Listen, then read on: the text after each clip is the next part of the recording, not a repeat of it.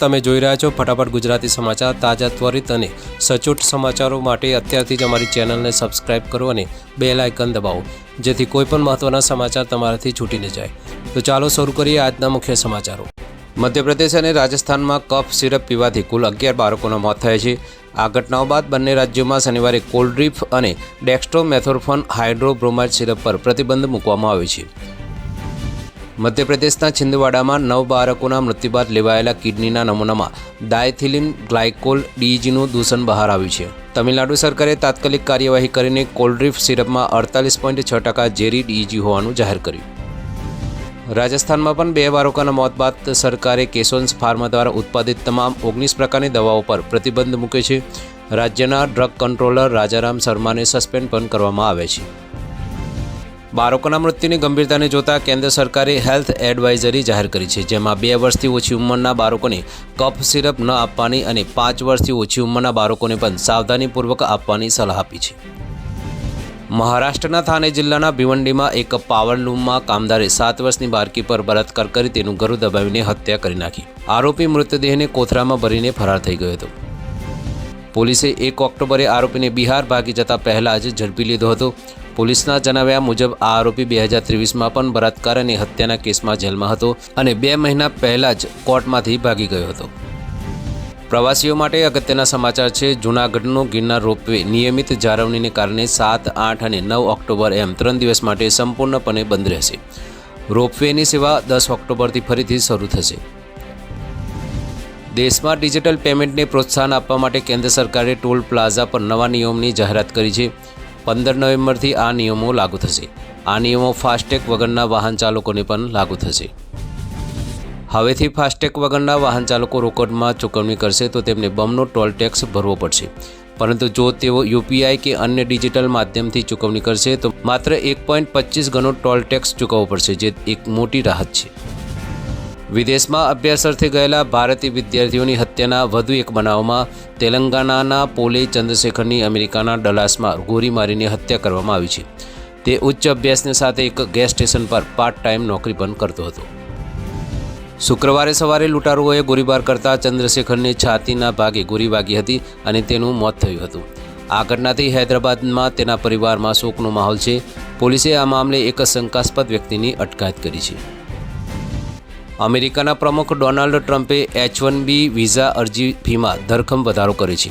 આ ફી અગાઉના $4,000ની જગ્યાએ હવે $1 લાખ આશરે 88 લાખ રૂપિયા કરવામાં આવી છે, જેનાથી ભારતીય અરજદારો નિરાશ થયા છે. જોકે ઇન્ડસ્ટ્રી એક્સપર્ટ્સ માને છે કે આ નિર્ણયથી ભારતને જ ફાયદો થશે. ફીમાં ભારે વધારા બાદ અમેરિકાની કંપનીઓ પોતાના વિદેશી સંચાલન માટે ભારત તરફ ડાયવર્ટ થઈ રહી છે. વિશ્વના અડધાથી વધુ ગ્લોબલ કેપેસિટી સેન્ટર્સ GCC ભારતમાં છે. નિષ્ણાતો અનુસાર આ કેન્દ્રો AI અને ડ્રગ ડિસ્કવરી જેવા હાઈ વેલ્યુ ટાસ્કના હબ તરીકે વિકસિત થઈ રહ્યા છે, જે ભારતીય અર્થતંત્ર માટે સકારાત્મક સંકેત છે. અરબ સાગરમાં સર્જાયેલા ચોમાસા પછીના પ્રથમ ચક્રવાત શક્તિનું એલર્ટ મહારાષ્ટ્ર માટે જાહેર થયું છે. 3 થી 7 ઓક્ટોબર દરમિયાન મુંબઈ, થાને, રાયગઢ સહિતના દરિયાકાંઠાના જિલ્લાઓમાં 45 થી 65 કિલોમીટર પ્રતિ કલાકની ઝડપે પવન ફૂંકાશે. હવામાન વિભાગના જણાવ્યા મુજબ સાયક્લોન શક્તિ દ્વારકા તરફ આગળ વધી રહી છે. રવિવાર સવાર સુધીમાં તે વધુ તીવ્ર ચક્રવાતી વાવાઝોડામાં ફેરવાઈ જવાની શક્યતા છે. દરમિયાન બંગાળની ખાડીમાં ભારે દબાણ સર્જાવાથી આંધ્રપ્રદેશ અને ઓડિશાના અનેક જિલ્લાઓમાં ભારે વરસાદ અને પૂર આવ્યું છે. વરસાદ સંબંધિત ઘટનાઓમાં આ બંને રાજ્યોમાં 6 લોકોના મોત થયા છે. રશિયાએ ઉત્તરીય યુક્રેનિયન પ્રદેશ સુમીમાં હવાઈ હુમલો કરીને પેસેન્જર ટ્રેનને ટાર્ગેટ કરી છે. પ્રાદેશિક ગવર્નરના જણાવ્યા મુજબ કીવ જતી ટ્રેન પર ડ્રોન હુમલો થતાં તેને સખત નુકસાન પહોંચ્યું છે. આ હુમલામાં અત્યાર સુધીમાં 30થી વધુ લોકોના મોત થયા હોવાના સમાચાર છે. ટ્રેન આગની લપેટમાં આવી ગઈ હોવાના દ્રશ્યો સોશિયલ મીડિયા પર વાયરલ થયા છે. રાષ્ટ્રપ્રમુખ વ્લાદિમીર ઝેલેન્સ્કીએ હુમલાની આકરા શબ્દોમાં ટીકા કરી છે. રશિયા છેલ્લા 2 મહિનાથી યુક્રેનના રેલવે અને પરિવહન માળખાને સતત નિશાન બનાવી રહ્યું છે. એક દિવસ અગાઉ પણ રશિયાએ યુક્રેનની ગેસ અને ઓઇલ કંપનીઓના ઠેકાણાઓ પર 35 મિસાઇલો અને 60 ડ્રોન છોડ્યા હતા. અમદાવાદની પીરાના ડમ્પિંગ સાઇટ પરનો કચરાનો ઢગલો ધસી પડતા મોટા પ્રમાણમાં પાણી અને કચરો આસપાસના ઔદ્યોગિક વિસ્તારો અને ફેક્ટરીઓમાં ફરી વળ્યો હતો. આ ઘટનાને કારણે મોટી સંખ્યામાં વાહનો અને ફેક્ટરીઓમાં નુકસાન થયું છે. વાયરલ વિડીયોમાં કારું પાણી દેખાતા સ્થાનિકોએ આ કેમિકલયુક્ત પાણી હોવાનો આક્ષેપ કર્યો છે. સ્ટેન્ડિંગ કમિટીના ચેરમેન દિવાંગ દાનીએ પાણીના સેમ્પલ લઈને તપાસ અને રાત્રે રાઉન્ડ લઈને કાર્યવાહી કરવાની ખાતરી આપી છે. ગુજરાત ભાજપના નવા પ્રદેશ પ્રમુખ તરીકે ધારાસભ્ય અને મંત્રી જગદીશ વિશ્વકર્મા પંચાલની બિનહરીફ નિમણૂક કરવામાં આવી છે. ઓબીસી સમાજના મજબૂત ચહેરા અને અમિત શાહના વિશ્વાસો મનાતા જગદીશ પંચાલની શનિવારે સત્તાવાર જાહેરાત કરવામાં આવી હતી. સંગઠનનો બહોળો અનુભવ ધરાવતા જગદીશ પંચાલ નિકોલના ધારાસભ્ય છે. આ નિમણૂકથી પહેલીવાર મુખ્યમંત્રી ભૂપેન્દ્ર પટેલ અને પ્રદેશ પ્રમુખ બંને એક જ શહેરના હોવાથી અમદાવાદનું રાજકીય કદ વધ્યું છે. અરબ સાગરમાં સર્જાયેલું શક્તિ વાવાઝોડું વધુ મજબૂત બની રહ્યું છે. આગાહી મુજબ 5 ઓક્ટોબર સુધીમાં તે તીવ્ર ચક્રવાતી તોફાન બનશે અને 6 ઓક્ટોબરે યુ-ટર્ન લઈને ગુજરાત તરફ વળશે. જોકે હવામાન વિભાગના મતે તેની અસર રાજ્ય પર નહિવત રહેશે, પરંતુ સાવચેતીના ભાગરૂપે જૂનાગઢના માંગરોળ બંદર પર 3 નંબરનું સિગ્નલ લગાવી દેવામાં આવ્યું છે. અરબ સાગરમાં પ્રચંડ કરંટને કારણે માછીમારોને આગામી 5 દિવસ દરિયામાં ન જવાની કડક અપીલ કરવામાં આવી છે. તંત્ર સંપૂર્ણપણે એલર્ટ મોડ પર છે અને દરિયાકાંઠાના વિસ્તારો પર નજર રાખી રહ્યું છે. હવામાન નિષ્ણાતોએ 8 ઓક્ટોબરે દ્વારકા, જામનગર, પોરબંદર સહિત સૌરાષ્ટ્ર કચ્છના વિસ્તારોમાં મધ્યમથી ભારે વરસાદની સંભાવના વ્યક્ત કરી છે. આગામી 5 દિવસ રાજ્યમાં ભારે વરસાદની કોઈ શક્યતા નથી. ગાંધીધામના પડાણા નજીક આવેલી રુદ્રાક્ષ ડિટર્જન્ટ કંપનીમાં વેલ્ડિંગ કાર્ય દરમિયાન 3 મજૂર ઉપરથી નીચે પટકાયા હતા. આ ગમખ્વાર દુર્ઘટનામાં પ્રણવ અને ચંદન નામના 2 શ્રમિકોના ઘટના સ્થળે જ મૃત્યુ થયા છે, જ્યારે એકને ઈજા પહોંચી છે. પોલીસના મતે ટાંકા પર વેલ્ડિંગ દરમિયાન એક શ્રમિકનો પગ લપસી જતા આ દુર્ઘટના સર્જાઈ હતી. ઔદ્યોગિક નગરી ગાંધીધામમાં ખાનગી કંપનીઓમાં કામદાર સલામતી પ્રત્યેની બેદરકારી અંગે આ ઘટનાઓ ફરી ગંભીર પ્રશ્નો ઊભા કર્યા છે. દાહોદના લીમખેડા તાલુકામાં સામૂહિક આપઘાતનો બનાવ સામે આવ્યો છે.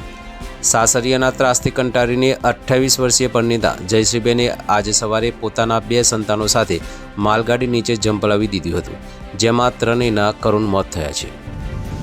મૃતક પરિણીતાના પરિવારજનોએ સાસુ અને પતિ પર ઢોર માર મારવાનો અને માનસિક ત્રાસ આપવાનો આક્ષેપ કર્યો હતો. અગાઉ પણ આ અંગે પોલીસ ફરિયાદ નોંધવામાં આવી હોવાનું પરિવારે જણાવ્યું છે. આતંકવાદી સંગઠન TRFના સ્થાપક સજ્જાદ ગુલ સામે મોટી કાર્યવાહી કરાઈ છે. એપ્રિલમાં થયેલા પહલગામ હુમલાની જવાબદારી લેનાર આ આતંકવાદીની શ્રીનગરમાં આવેલી 2 કરોડની રૂપિયાની 3 માળની બિલ્ડિંગ પોલીસે સીઝ કરી દીધી છે. પોલીસે આ કાર્યવાહી ગેરકાયદે પ્રવૃત્તિઓ નિવારણ અધિનિયમ UAPA ની કલમ 25 હેઠળ કરી છે. જણાવી દઈએ કે શ્રીનગરનો મૂળ રહેવાસી સજ્જાદ ગુલ એક દાયકાથી વધુ સમયથી પાકિસ્તાનમાં રહીને આતંકવાદને પ્રોત્સાહન આપી રહ્યું છે.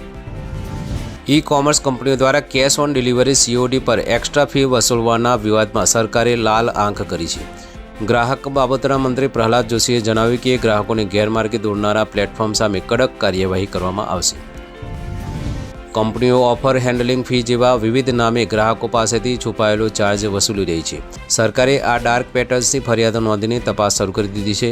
ડાર્ક પેટર્ન એટલે ગ્રાહકો પાસેથી ડેટા કે પૈસા કઢાવવાની ચાલાકી. ભારતના મુખ્ય ન્યાયાધીશ CJI BR ગવઈએ મોરિશિયસમાં જણાવ્યું કે ભારતીય ન્યાયિક પ્રણાલી બુલડોઝરના શાસન દ્વારા નહીં, પરંતુ કાયદાના શાસન દ્વારા સંચાલિત થાય છે. તેમણે બુલડોઝર ન્યાયની સખત નિંદા કરી. તેમણે તાજેતરના સુપ્રીમ કોર્ટના ચુકાદાનો ઉલ્લેખ કર્યો, જેમાં કહેવાયું હતું કે આરોપીઓના ઘરો તોડી પાડવા એ કાયદાની પ્રક્રિયાને બાયપાસ કરવા સમાન છે અને તે બંધારણની કલમ 21નું ઉલ્લંઘન છે. ભારત રશિયા પાસેથી વધારાની S-400 મિસાઇલ ડિફેન્સ સિસ્ટમ ખરીદી શકે છે. આ સોદા માટેની વાટાઘાટો ડિસેમ્બરમાં રશિયન રાષ્ટ્રપતિ વ્લાદિમીર પુતિનની ભારત મુલાકાત દરમિયાન થવાની શક્યતા છે. આ એ જ સિસ્ટમ છે જેને ઓપરેશન સિંદૂર પછી પાકિસ્તાનના ડ્રોન હુમલાઓને નિષ્ફળ બનાવ્યા હતા. S-400 ટ્રાયમ્ફ એ ફાઇટર જેટ, બેલિસ્ટિક મિસાઇલ અને ડ્રોન સહિતના હવાઈ ખતરાઓને તોડી પાડવાની શક્તિ ધરાવે છે. આ સિસ્ટમ 600 કિલોમીટરના અંતરથી લક્ષ્યોને શોધી શકે છે અને 400 કિલોમીટરની રેન્જમાં વળતો હુમલો કરી શકે છે. તેની સૌથી મોટી વિશેષતા તેની મોબાઈલ ક્ષમતા છે, જેના કારણે તેને ગમે ત્યાં તૈનાત કરી શકાય છે. ભારતે 5 યુનિટનો સોદો કર્યો હતો, જેમાંથી 3 સ્ક્વોડ્રન મળી ચૂક્યા છે. આ સ્ક્વોડ્રન હાલમાં પંજાબ, સિક્કિમ અને રાજસ્થાન, ગુજરાત સહિતની વ્યૂહાત્મક સરહદો પર તૈનાત છે. પાકિસ્તાન હવે અમેરિકાના રાષ્ટ્રપ્રમુખ ડોનાલ્ડ ટ્રમ્પને ખુશ કરવા સંપૂર્ણપણે પ્રતિબદ્ધ છે.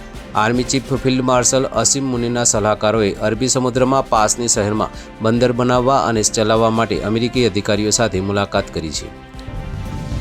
આ યોજનાનો મુખ્ય ઉદ્દેશ્ય અમેરિકન રોકાણકારો દ્વારા બંદર બનાવડાવીને પાકિસ્તાનના મહત્વપૂર્ણ ખનિજો સુધી પહોંચ મેળવવાનો છે. પાસની શહેર બલુચિસ્તાનના પ્રાંતમાં ગ્વાદર જિલ્લામાં આવેલું એક મહત્વપૂર્ણ બંદર શહેર છે. વડોદરામાં વકીલ સામે તેની જ ઓફિસમાં કામ કરતી યુવતી પર વારંવાર દુષ્કર્મ આચર્યાની ફરિયાદ નોંધાઈ છે. વકીલે પીડિતાના અંગત ફોટો વિડીયો બનાવીને વાયરલ કરવાની ધમકી આપી હતી. પીડિતાએ પરિવારજનોની મદદથી ગોરવા પોલીસ મથકે ફરિયાદ નોંધાવતા પોલીસે ગણતરીના કલાકોમાં જ આરોપી વકીલની ધરપકડ કરી વધુ તપાસ હાથ ધરી છે. વકીલે આ ફોટો વિડીયો પીડિતાના મિત્રને પણ મોકલ્યા હોવાનું સામે આવ્યું છે. રાજકોટ જિલ્લાના ભાયાવદરમાં સેક્સ પાવર વધારવા માટેની દવા વેચતા ગેરકાયદે કોલ સેન્ટર પર પોલીસે દરોડો પાડી 4 લાખના મુદ્દામાલ સાથે 9 શખ્સોને ઝડપી પાડ્યા છે. આરોપીઓ ગ્રાહકોને પોર્ન GIF મોકલીને દવાનું વેચાણ કરતા હતા. ગ્રાહક ઓર્ડર કેન્સલ કરે તો પોલીસ કેસ કરવાની ધમકી આપી દડાવતા હતા. પોલીસે આરોપીઓ વિરુદ્ધ ગુનો નોંધીને વધુ તપાસ હાથ ધરી છે. ઓસ્ટ્રેલિયા સામેની વન ડે સિરીઝ માટે BCCIએ મોટો નિર્ણય લીધો છે. રોહિત શર્મા પાસેથી કેપ્ટન પદ છીનવીને શુભમન ગિલને ODIનો કેપ્ટન બનાવાયો છે. આ નિર્ણય 2027ના વર્લ્ડ કપને ધ્યાનમાં રાખીને લેવાયો છે. શ્રેયસ અય્યરને વાઇસ કેપ્ટન બનાવાયો છે, જ્યારે બુમરાહને આરામ અપાયો છે અને જાડેજાને સામેલ કરાયો નથી. આ સિરીઝની પહેલી ODI 19 ઓક્ટોબરે પર્થમાં રમાશે. T20 ઇન્ટરનેશનલ ટીમનું નેતૃત્વ સૂર્યકુમાર યાદવ કરશે. તો આ હતા આજના ફટાફટ ગુજરાતી સમાચાર. વધુ સમાચારો અને અપડેટ્સ માટે અમારી સાથે જોડાયેલા રહો. ફરી મળીશું આવતીકાલે નવા સમાચારો સાથે. જય હિન્દ.